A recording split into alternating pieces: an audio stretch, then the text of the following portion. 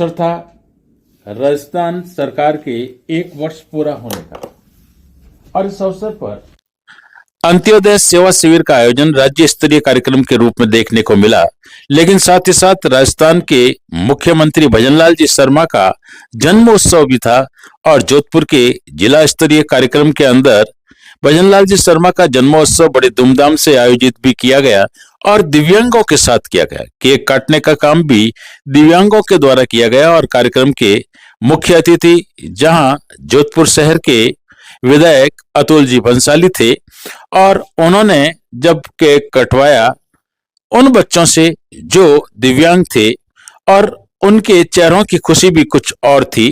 साथ ही साथ जहां स्काउटिंग के बच्चे भी इसके साथ जुड़े हुए थे, और समाज कल्याण विभाग के बहुत से अधिकारी और कर्मचारी भी यहां कार्यक्रम के समापन के पश्चात इस जन्मोत्सव को धूमधाम से आयोजित कर रहे थे। सेवा शिविर के अंदर जहां राज्य स्तर पर विभिन्न जो दिव्यांगों को विभिन्न उपकरणों का वितरण तो किया ही गया, साथ ही साथ स्कूटियों का वितरण भी किया गया, और स्कूटी वितरण के साथ ही उनके चेहरों पर जो खुशियां थी जोधपुर की इस सभा के अंदर, वह देखते ही बनती थी। यहाँ जहां जन्मोत्सव पर सभी अधिकारी तो थे ही, और यहाँ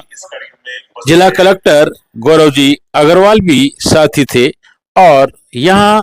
उन स्कूटियों को जो वितरित किया गया वो सभागार के अंदर था। और ये जो वो स्कूटियां देखने को मिलती है बड़े सुंदर रंग के साथ ही साथ ये ट्राईसाइकिल भी यहाँ वितरित की गई, और यहाँ थे सभी वे लोग जो आज इसके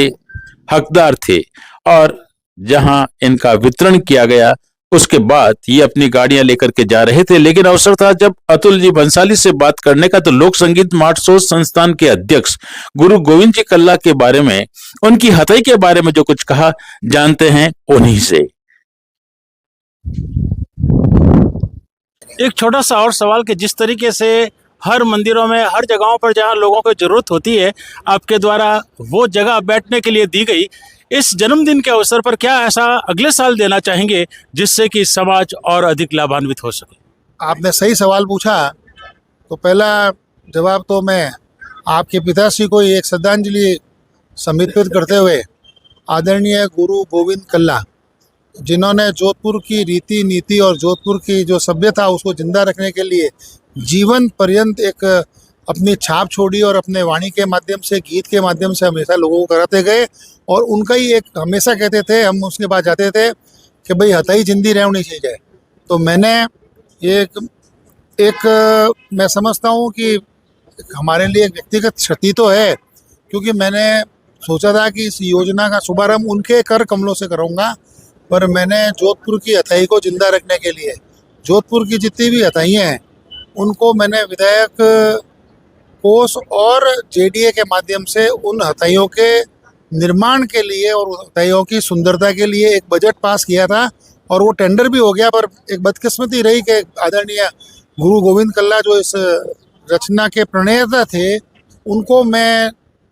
उनकी हाथों से और उनकी आंखों के सामने तो नहीं कर पाया, पर उनकी याद को और उनके नाम को समर्पित करते हुए ऐसी हथइयों का निर्माण शीघ्र ही अगले 15 दिन में चालू हो जाएगा। वो आज हमारा इस क्षेत्र की उपलब्धि भी है। बहुत बहुत धन्यवाद। बिल्कुल आप देख सकते हैं कि जहाँ गुरु गोविंद जी कल्ला मेरे पिताजी के लिए जिस तरीके से श्रद्धांजलि स्वरूप आपने कहा, बोलने के लिए मेरे पास कुछ शब्द नहीं, क्योंकि हथई के लिए खास तौर से वो कहा करते थे कि हथई है हाथापाई नहीं, बात मुंडे री मुंडे सू और खबर टूंडे सू। और इस हथई को आगे बढ़ाने का काम हमारे अतुल जी आज इस अवसर पर कह रहे हैं। निश्चित रूप से समाज के लिए एक और ऐसी ही जागरूकता की बात आगे बढ़ती रहेगी।